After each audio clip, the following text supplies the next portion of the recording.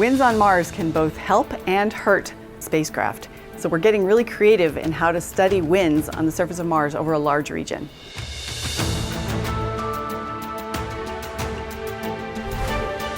We're here at NASA's Jet Propulsion Laboratory in the Space Flight Operations Facility, also known as the Dark Room. This is where engineers send commands and receive data from JPL missions, including NASA's Mars Reconnaissance Orbiter. Now, detailed images from the orbiter are helping scientists better understand Martian winds.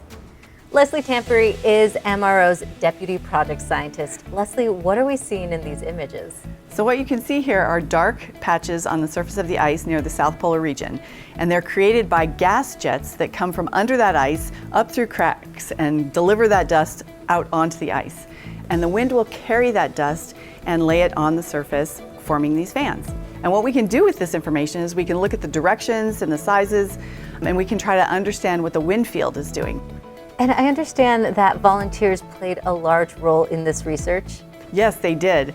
We have taken about 75,000 images over all of Mars with our MRO HiRISE camera.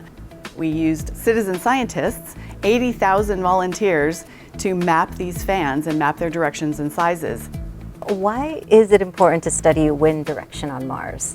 Some of our landers and rovers have had wind measurements, but only in a few locations at a few different times. But winds are very important for understanding today's climate on Mars, but also for trying to understand how the climate was different in the past.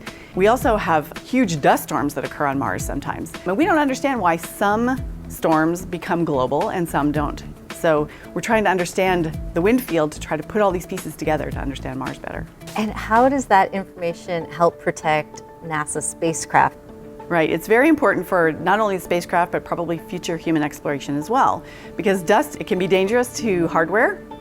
For example, on the Perseverance rover, we're fortunate enough to have a wind sensor, and we're measuring dust devils. And a couple of these dust devils and wind events were so large, they picked up not only dust, but bigger particles, sand-sized particles.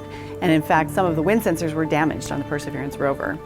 In other locations, we see hardly any dust devils. For example, the InSight lander has solar panels. The solar panels are completely covered with dust, and so the power is waning, and we'd really like to see some dust devils coming by so that they could clean off those solar panels and provide InSight with some more power.